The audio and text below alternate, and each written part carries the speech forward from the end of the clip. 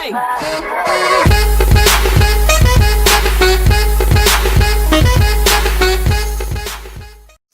Hello everybody and welcome to your Monday Night Raw review for February 15th, 2016.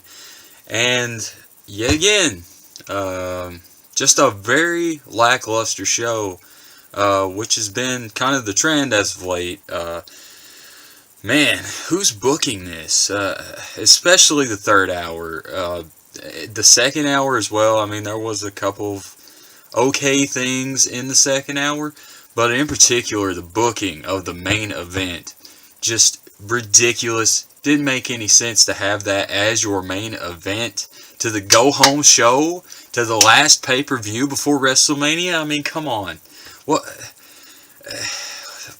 Let's get right into it, I guess. From the top of the show, we start a montage of last week, starting with a montage of last week, showing Dean Ambrose coming out to confront Brock Lesnar and chest bump the guy and really look strong in this promo. I liked a lot of what I saw from him last week and this week as well. He had a great showing this week, standing tall and confronting Roman Reigns as well at one point. We'll get to that later. It's looking like Roman versus Triple H at Mania, of course. I mean, it's kind of the writing on the wall.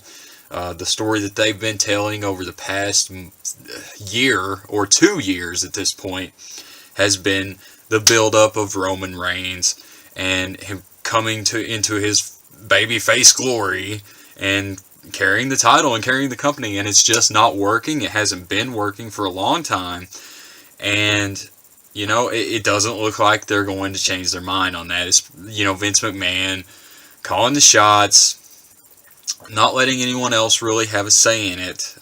You know, there have been people behind the scenes, from what I've heard in the rumor mill, that, you know, they've told Vince, you know, hey, look, open your fucking eyes. You can see this isn't working very well.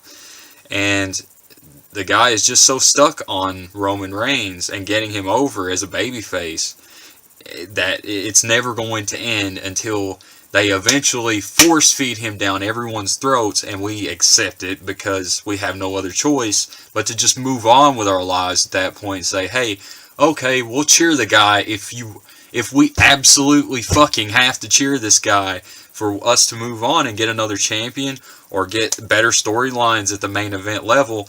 You know, we're going to have to do that, I guess. Not going to happen at Mania, though.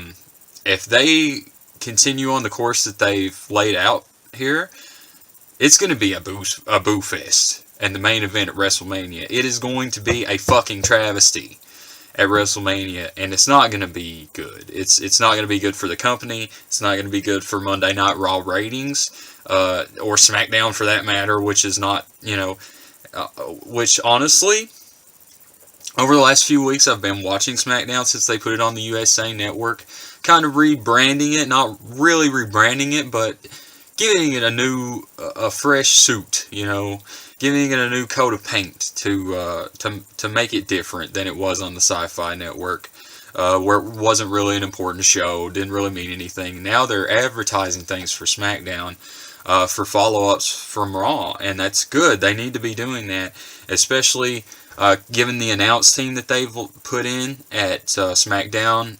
Mauro Ranallo makes this show worth watching. Even though there may not be anything really important happening on SmackDown, he makes you feel like it is.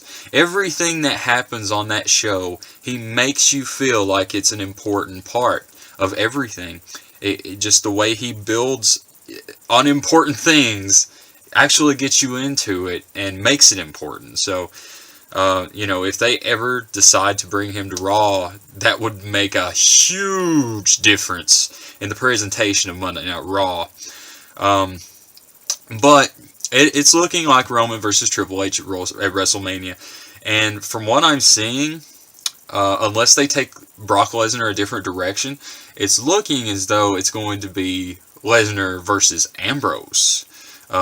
You know, I know that the Wyatt family has been much talked about going up against Brock Lesnar from the Royal Rumble fallout when they eliminated him.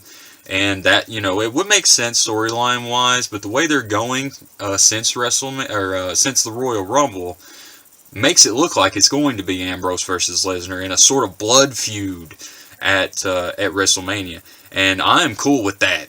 The way they've built this, and it makes Ambrose look so strong, and he's carrying it, and he's carrying it well. And you know, they may have to turn Ambrose heel to go up against the babyface Brock Lesnar, because the dude's just a fucking monster, and everybody loves Brock Lesnar right now. So you could potentially turn Lesnar heel if he were to do something at Fastlane to warrant that. But who knows? You know, we'll see what happens after the pay-per-view this Sunday at Fastlane. So we open the show after the montage. Dean Ambrose comes out sporting the Intercontinental title. He mentions Roman in the promo for Fastlane, who immediately gets booed as soon as he says the words Roman Reigns. Just monumental boos throughout the whole arena. He antagonizes Brock for his actions last week, saying an F5 may be rolling through town, that the big gorilla couldn't get it done last week, and he calls him out. Instead of getting Brock Lesnar, we get Stephanie McMahon, which is, you know, pretty much the usual thing that happens every week. You got to have Stephanie in the opening promo. You have to have one of the authority in the opening promo. You know, I understand Triple H not coming out for this part of the program, but just on a side note, Triple H was not there at all tonight. The WWE World Heavyweight Champion was not even on Monday Night Raw for the go-home show to Fastlane, which the main event of is to have the winner face him at WrestleMania. He doesn't even appear tonight, which was really odd. Stephanie comes out. She points out that Dean had to rely on Roman again last week and promotes Fastlane and WrestleMania. Steph says that if Dean wants an F5, that he's going to get it. Not necessarily an F5 for Brock Lesnar, but a fatal 5-way match for the Intercontinental title. She also stated that if Roman Reigns interferes in that match, that Dean will lose his opportunity at Fastlane to win and go on to WrestleMania. After that, we get right into it. The fatal 5-way match for the Intercontinental title. What a great way to start off WrestleMania. Or, not WrestleMania. What a great way to start off Monday Night Raw. Sorry, there was weird-ass noise. With the Intercontinental title, fatal 5-way match. Really hot. Crowd was hot for it. Everything got rolling really quickly. The momentum was fast. It was a fast-paced match. It begins with Dean looking strong, of course. Everyone ends up getting knocked to the outside while Dean and Stardust fight for a minute. And Kevin Owens comes in and gets the upper hand eventually. Highlights of this match. Kevin Owens hit an awesome powerbomb on Tyler Breeze, throwing him outside of the ring over the top rope onto all the other competitors out there. That was really cool. Followed that up with a pop-up powerbomb reversal by Dean Ambrose into the Hurricane Rana, which doesn't look really good. But he did follow that up with a suicide dive to the outside back onto all those competitors. So they really sold the pain that all these other competitors were going through so they could sell for most of the match. Kevin Owens, Ambrose, and Breeze all looked strong in this match. Ziggler and Stardust were mostly selling for most of the match, which is kind of their forte. Ziggler did have a little bit of offense. He hit a nice top rope face buster on Dean Ambrose. There was a really cool spot where they had the 4 competitors in the ring, all laying down in all 4 corners, and Kevin Owens standing tall in the middle of the ring, looking really cool. And going for the KO cannonball in the corner to all 4 of them. Eventually, he goes for this on Tyler Breeze as his 4th one, and Tyler Breeze counters it into a super kick into the beauty shot, which looked really good. After that, Ziggler hit a zigzag on Dean Ambrose, while Dean Ambrose had the Dirty Deeds locked in on Stardust, which caused both finishers to happen simultaneously. That was great ring psychology. It was a great spot. Right after that, Kevin Owens hits the pop-up powerbomb on Tyler Breeze, gets the pin and the win, and wins the Intercontinental Championship. As a great match, like I said, lots of movement and action, great psychology in this match. It's a great way to start off Monday Night Raw hot. You know, given what the main event was, which we'll get to later on in the review, this should not have been the opening match. If you're going to have Braun Strowman versus Big Show as your main event, you need to have this as your main event instead. This would have ended the night hot, would have been great, would have, you know, given Ambrose some time in the main event to end the show, to give you a lasting image. It wouldn't have looked great for him to lose in the main event. And I understand why they put this in the opening segment, given that decision that he was going to lose, which I thought was the right decision, to put the title back on Kevin Owens, to get that title kind of out of the picture, because Dean Ambrose is doing bigger and better things than the Intercontinental title right now. He's going for the WWE title, so it kind of just it convolutes things to have the Intercontinental Championship on him right now. Right after this match, Dean Ambrose cut a promo in the back, saying that the Authority has given him motivation to go into Fastlane and win, and to win the title at WrestleMania. Because they've been, you know, pushing him down, kind of similar to Roman Reigns, but this is a more organic thing than the Roman Reigns, you know, push down and push down and push down. It's been a lot more organic for Dean Ambrose. Right after that, Kevin Owens also cut a promo, saying that he deserved recognition and that he was right about winning, that he was going to get his IC title back. Ziggler interrupts him, clapping and kind of being facetious, and proposes an IC title match at Fastlane. I mean, have we not seen enough of Kevin Owens and Dolph Ziggler at this point? I mean, Dolph Ziggler makes a good point that he deserves it because he's beaten Owens a lot lately, which he kind of has, and, you know, it makes sense storyline-wise, but does anybody really want to see that shit again? Really? We've had this a lot lately, and quite frankly, I think we're all over it. Hopefully, when this match happens at Fastlane, that'll be the end of this damn feud. Kevin Owens will, I'm sure, overcome and win that match.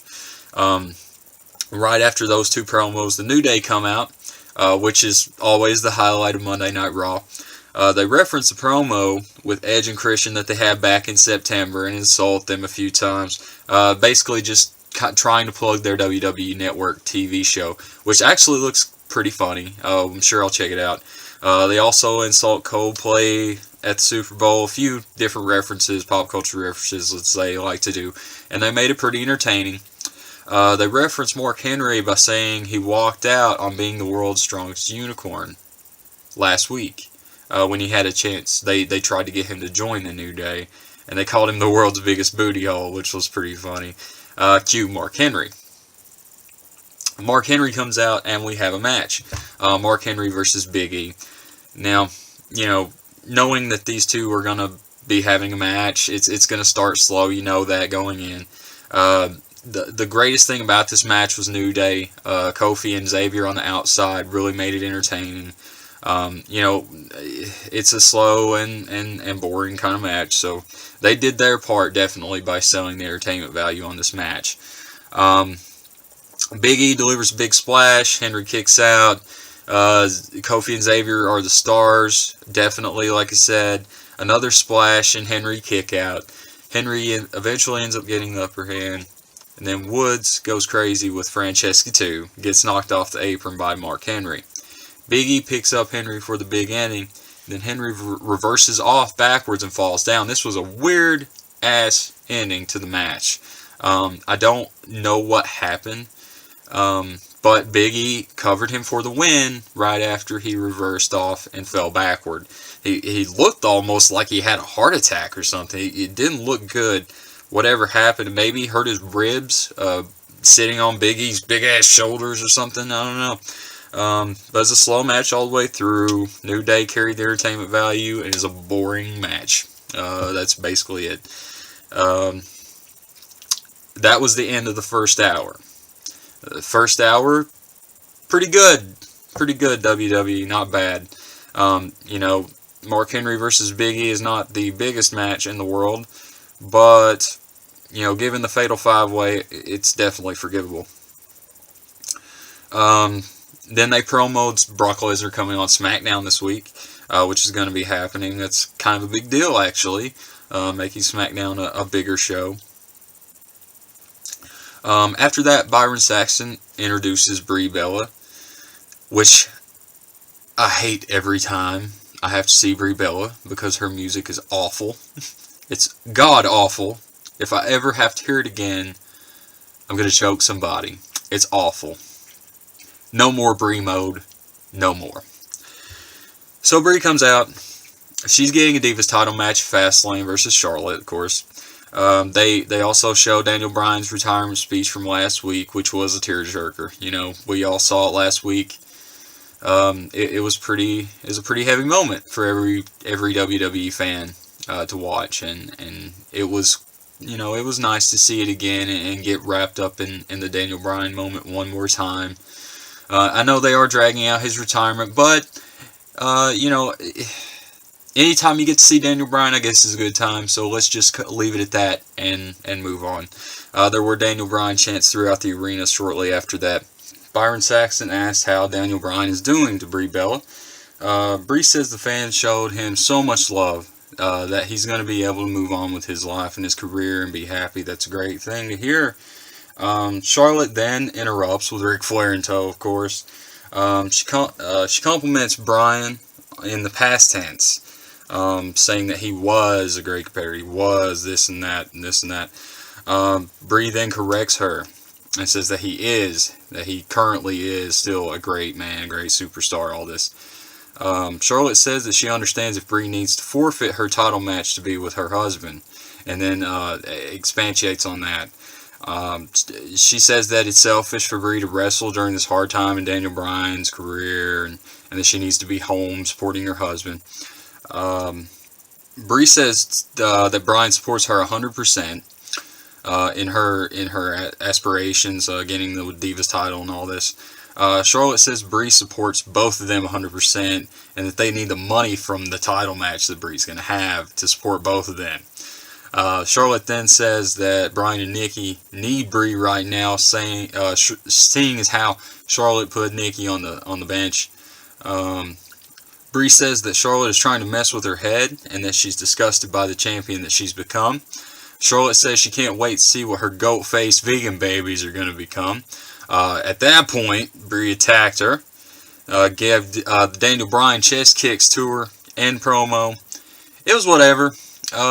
You know, it was kind of a throwaway segment, I guess. I guess you have to promote the title match between Brie and Charlotte at Fastlane. Don't know that anybody's excited for that, because we all know what the outcome is going to be. Charlotte's going to win that match. Brie's getting that match basically because of Daniel Bryan, and that's about the end of that. Right after that, Jericho comes out and sits for commentary for the Miz versus Styles match, which is coming up next. The match starts between Miz and AJ. Miz attacks Styles right out of the gate. Doesn't take long, though, for AJ to get the upper hand. The match goes back and forth between the two. This was a good match. A good showing for the Miz, actually, who's been, honestly, kind of been on fire lately. Last week, or the week before, actually, cut a great promo for AJ on Miz TV. It was a great segment for the Miz. He's done great work on mic, and today showing he can do great work in the ring. It was a good showing for the Miz. AJ looked really good as well. He kicked out of the skull-crushing finale. Looked really strong in this match. The Miz gets in Jericho's face for whatever reason. There was a lot of near falls. At the end, though, AJ Styles wins with the calf crusher. Jericho gives him props, and AJ interrupts him, getting his first real kind of segment to speak. You know, they've let him say little words here and there. but given his southern accent, they're not really willing to give him the ball and roll with it. AJ points out to Jericho that him beating Jericho in his first WWE title match is eating him up inside. He then challenges Jericho to a match at Fastlane instead of Jericho challenging him. Jericho says he doesn't know if he wants to fight AJ again, and he'll think about it and let him know on SmackDown.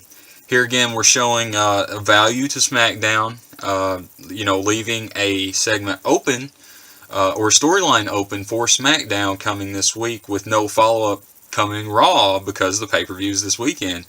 So they're really kind of pushing SmackDown this week, which is a great thing for them to do, given that it's better than Raw lately.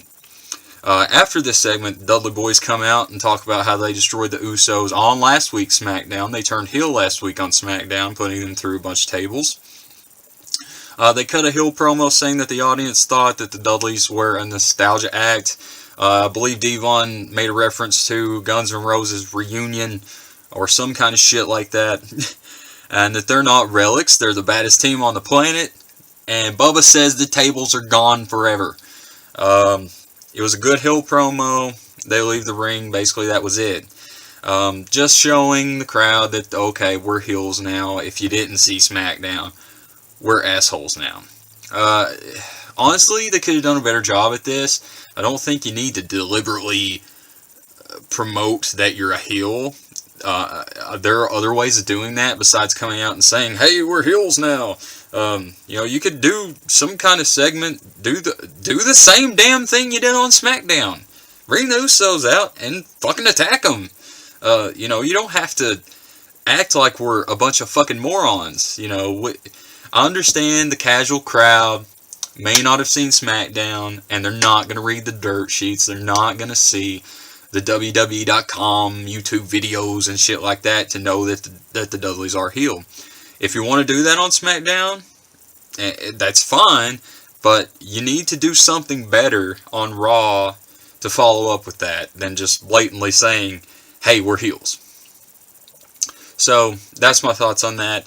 After that, we had Paige versus Summer Rae. Honestly, didn't even watch this match. This was a piss break match. I don't even know who won. The only thing I know is that Paige looked good. Not looked good in the match, but she looked good. She looked hot. So, that's all my thoughts on that. That was the end of the second hour. After that, Paul Heyman stands in the ring. He plugs the Fastlane main event. Says that one beast will win and advance to WrestleMania. He says he doesn't want Roman Reigns to sit in the back and watch him flap his gums, and he calls him out to the ring. He says that what he has to say should be said eyeball to eyeball. He makes Roman sound strong when he's bringing him out, referencing the Shield and the Enforcer of the Shield and things like this. Things that people like about Roman Reigns when he was the silent, strong competitor for the Shield, and that was a smart thing to do on Paul Heyman's part. Another great promo from him, knocking it out of the park as usual. Roman Reigns enters shortly after that with that stupid smug-ass grin that he loves to sport. Roman, people can't feel sympathy for you when you're looking like an asshole, okay? You stand there with a smug-ass grin on your face all the time, every week with smug-ass grin. Nobody likes that. You look like a douchebag, man. If you want to get over, that's not the way to do it, okay? Heyman then thanks him for coming out and shakes his hand, says that he has the utmost respect for him, but he feels that no one can get through his beast, Brock Lesnar. Paul Heyman cuts a great promo on Roman, as usual, like I said. He points out that Dean Ambrose also stands in his way, and that Roman must choose between the promise he made to his daughter to become the WWE Champion and his friendship with Dean Ambrose. That he can't have both. He must choose either to break his promise to his family or to lose his best friend. There's a great promo with great consequence in that promo. Roman then says he's going to win, that he believes that Paul believes that, which resonated with boos very quickly. The audience just shit all over that, believe that. which is awful.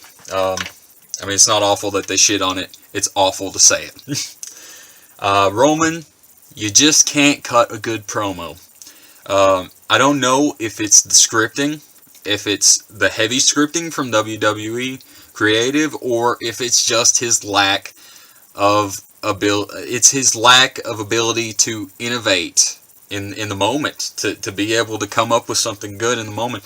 I don't think that's what it is. I think it is the heavy scripting. If they laid off just a little bit and let him develop himself and be a true character and bring himself into the character and not just act. You know, he's acting. He's playing a character. You have to become the character. All the great actors do this. It's not like you give Tom Cruise a script and he just goes on stage and you know, he doesn't hold the script up, but it just verbatim reads his lines in a very monotone, boring voice. He studies the character. Any good actor does this. They go on retreats and meet people who are similar to the character that they're playing to learn things, and it makes for a much better acting performance. Roman, you need to incorporate yourself into the character. Maybe they're not letting you do that. The Dudleys, right after this, assault Roman from behind. Roman fights back, but the Dudley boys get the better of him. Dean Ambrose comes out to help shortly after and takes out the Dudleys. Roman hits a Superman punch on Devon and they scurry off. Dean and Roman stand tall in the ring. They fist bump and Dean sneaks in a setup for a Dirty Deeds, which Roman reverses. This was a really cool moment, I think. Dean then points out at the WrestleMania sign while they stand off in the ring. Roman smiles and puts his fist out. Dean reluctantly bumps it and, you know, looks as though there's some tension between these two, which was a great thing to do. Now we get to the shit portion of the show. This is the last hour, probably the last half hour of Monday Night Raw this week.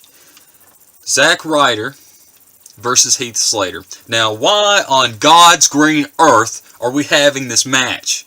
It does nothing for either competitor. It does nothing to forward anything or make anyone look good. In fact, Heath Slater kicks out of the broski boot, Zack Ryder's finishing move. What kind of shit is that? I mean, since when is Heath Slater good enough to kick out of someone's finish? Even if it is, you know, a broski boot from Zack Ryder. Ryder gets hit with an Impaler DDT from Slater, which I guess is his finishing move. Props to Gangrel, and wins. Ryder jobs out the match. It was awful and short. Thank God it was short. Shortly after this, we have a promo with R-Truth and Goldust, and okay, when I said this was the shit portion of Raw, this was the one silver lining in that statement. Because there's something that happened in this promo that is too damn good. If you haven't seen, you gotta go online and find a GIF or something of this shit. Just for one small part of it. R-Truth is out on a date with this chick. Goldust shows up as the waiter. You know, we're doing the weekly, hey, I'm your partner shit. From Goldust, which has been getting over with me. I don't know, you know, how anybody else feels about it. I like it. I think it's damn funny. Goldust grabs her hands, tries to say grace for them. R-Truth refuses, of course. Goldust says they could celebrate as partners, and R-Truth doesn't want his girlfriend to get the wrong idea, as usual, that they're gay together. That's been the running joke over the weeks. R-Truth states that they're not partners. They make an In Your House reference, which I like. And Goldust says, In Your House? No, it's not 1997. I like that. Goldust then pops some champagne for the two. And this is the part. This is the part that made Monday Night Raw for me. He pops the champagne, spills it all over his date. The fashion in which he did this made it look like he just busted a nut all over R-Truth's date. I mean, the dude's holding the bottle down by his dick, shakes it up, and then pops it, and it's like, you know, ropes of jism or champagne all over the girl. It was amazing. Hilarious shit. Reminded me of Attitude Era. I loved it. They need to do more stuff like that. And the great thing that I think about it, WWE.com promoted this very clip that's going around the internet of that spillage of jism. They're promoting it, and I like that they're not too scared to roll with it, and that's props to them. It was a good segment. And right after that, we had Lucha Dragons and Neville versus the League of Nations minus Wade Barrett. It actually started off with pretty good intensity. The Lucha Dragons and Neville hit a great high spot at the beginning of the match. All four League of Nations, well, actually, maybe in just three. Yeah, it was just three. Wade Barrett was over in his corner doing his little thing, being injured. You got Del Rio and Rusev and Sheamus over by the Titantron side of the ring. Sin Cara and Kalisto get up on the turnbuckle and get ready for a moonsault to the outside on two of them. Meanwhile, Neville running the ropes so he can do the suicide dive through the ropes, and they hit all these simultaneously. It looked great spot. We got a lot of hot tags. Well, we had one hot tag. Hot tag Sin Cara and Del Rio. Sin Cara gets the upper hand. The match then breaks down. Everyone ends up on the outside again. Sin Cara with a suicide dive. Del Rio looked pretty good. Sin Cara looked good in his return. They made him look a little strong, even though he did end up taking the pin in this one. Barrett then distracts Sin Cara coming back in the ring, and Del Rio hits the double stomp off the top onto Sin Cara for the win. Which, let me say, I can't tell you how much I hate this finisher. It makes absolutely no sense in real life. No one is going to hang there and let you hit them with your finisher. And that's basically what the finish is. You have to hold yourself up to get hurt by it. You have to set yourself up for it. It makes no sense. No good ring psychology with that finisher. I don't like it. Get rid of it, Del Rio. So your winners are the League of Nations. It's a whatever match. I mean, it had some good spots, but nobody really cares because it didn't advance anything. Then they had a really great video package of Booker T for Black History Month. Loved it. It was about 3 minutes or so long. Just reminding you of Booker T's story. It had some great moments in it. I really liked that. Shortly after that, we had Naomi versus Becky Lynch. They had a confrontation earlier in the night. Naomi kicks her onto a car, and they have a little fracas, so we set up this match. We had a highlight for Sasha Banks and Becky Lynch versus Team Bad at Fastlane, which, you know, nobody really cares about except for Sasha Banks being there. Becky starts off this match explosive, throws Naomi straight out of the ring after hitting her several times. Naomi then comes back in, hits a bunch of high kicks in succession on Becky Lynch, which was a pretty good spot. I like that. Becky and Naomi trade near falls. Becky then locks the Disarm Her in for the win. She won very quickly as a quick match. Tamina attacks Becky from behind right after the match. Team Bad then beat on Becky for a minute. And Sasha Banks comes down to run off Team Bad. And let me tell you, Sasha Banks, oh my God, you look good. She looked fine as hell. Sasha and Becky look as though they're on the same page after the beating and after Team Bad get run off. Not much to say other than Sasha Banks, I love you. Highlight shortly after that of Reigns and Ambrose versus the Dudley Boyz happening on SmackDown this week. You know, do I care? That answers the question. Then they had a highlight of the new Vincent J. McMahon Legacy of Excellence Award that's going to be given out next week. The announced team state that this is the most important award that they've ever had for WWE. That it's going to be the most prestigious award they've ever given out. This is probably going, you know, with the award show theme that's going on lately. You know, you got the Grammys going on, you got the Oscars happening shortly. So they're kind of, referencing all that with this award, probably just maybe to get some ratings or something. I don't know. Who knows who it's going to? Who knows what it is? Blah, blah, blah. Now, we have the main event, which I'm ashamed to say is the fucking main event for Monday Night Raw. This is a travesty. This should not be happening. You got Strowman versus Big Show in your main event for the go-home show to Fastlane. What the fuck is that about? Who's booking that shit? I couldn't believe it. When it was like... First of all, this match didn't start till 11:06. So they started coming out after 11. Okay? So I was immediately shocked. I didn't know what time it was. I was watching, I'm like, when is the Strowman versus Big Show shit going to be over with so we can see what the main event's going to be.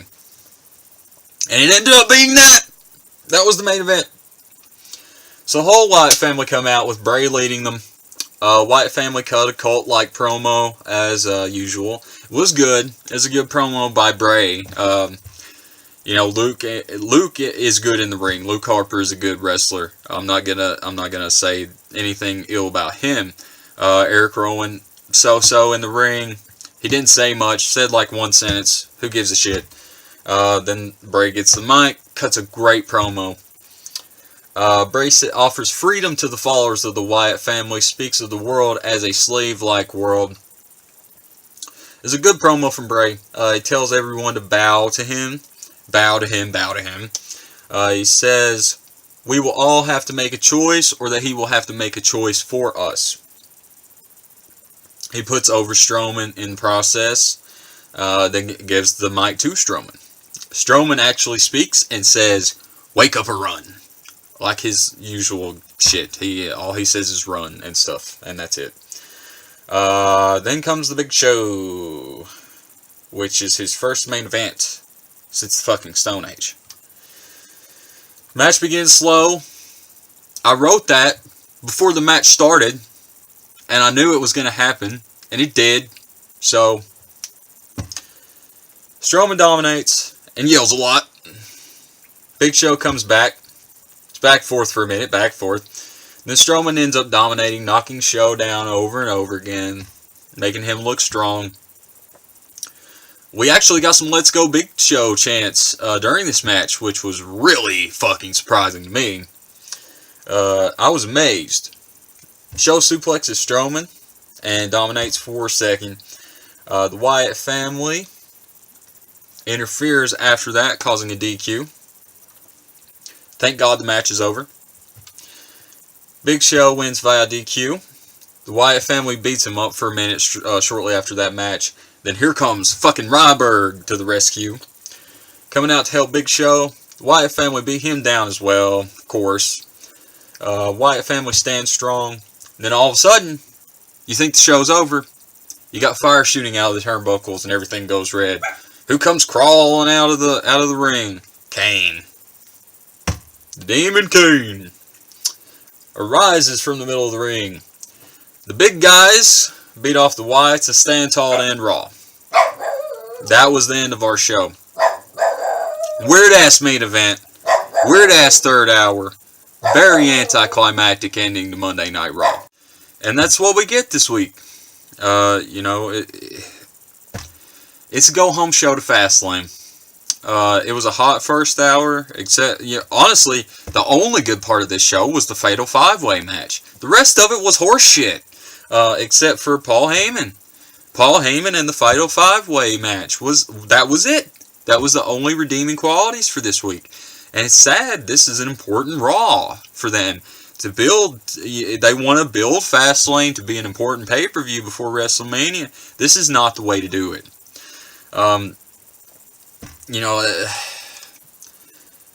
WWE is just not doing very well lately. The way they've booked, the way they've been pushing people, it's just not been a good year. Since Seth Rollins got hurt, it's not been a good year for WWE. Who knows what they're going to do with Fastlane? I mean, obviously I think Roman Reigns is going to win and go on to WrestleMania to fight Triple H for the title. Roman Reigns is going to win and get booed out of the fucking building. No one knows what's going to be up for Dean Ambrose, though. Is he going to face Lesnar? I hope so, because the way they're building it's been really good. If he faces Kevin Owens for the IC title again, I mean, I don't know how hyped I am for that. You know, I would do some predictions for Fastlane, but honestly, I really don't care. And I don't think anybody else does either. I mean, you got the Divas title match. Charlotte's going to win. You got an IC title match, probably between Kevin Owens and Dolph Ziggler. Kevin Owens was going to win, obviously. All these are obvious finishes. You got the main event. Roman Reigns is going to win with some chicanery. You know, you got probably the Wyatt family coming out and beating down Brock Lesnar so Roman can get the win. Who's going to interfere with Dean? I don't know. We'll have to see. That's the only surprise. What's going to happen to Dean? That's the only thing people care about. Why don't you put Dean in the main event for WrestleMania? That's what people care about. No one gives a shit about this Believe That nonsense. So, that's your review for Monday Night Raw, February 15th, 2016. We're going to be doing a review of Fastlane next Monday or Tuesday, depending on when I can get it out. But that's it, man. Just really disappointing this week. You know, very few redeeming qualities. If I wanted to watch, I watched 3 hours to watch one match. One match in that whole 3 hours that I was interested in. And one promo from Paul Heyman, which was about 5 minutes. That was it. 30 minutes. Cut the third hour from Monday Night Raw, because there's not a lot of shit worth watching on it. That's been my thoughts. Thank you guys for joining me this week on Monday Night Raw's review. This is my first Raw review. We're going to start doing this every week concurrently. Given that the product holds up, you know, if it gets worse, you know, we'll see how this show goes. It may not even be worth doing if the ratings drop below 2 million or so. So that's my thoughts this week.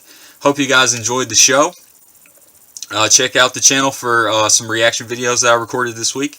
Right now, I've got NFL Bad Lip Reading reaction video up. You can watch. And right now, I'm uploading Vine Challenge Try Not to Laugh reaction video coming up on the site right now. I'm actually uploading it right this second. So, like I said, thank you for joining me. Like this video and share it. Subscribe to the channel. We're trying to build it. We don't have a whole lot of subscribers right now. I would love to see that number go up. So thank you guys again. We'll see you guys next week. Hey.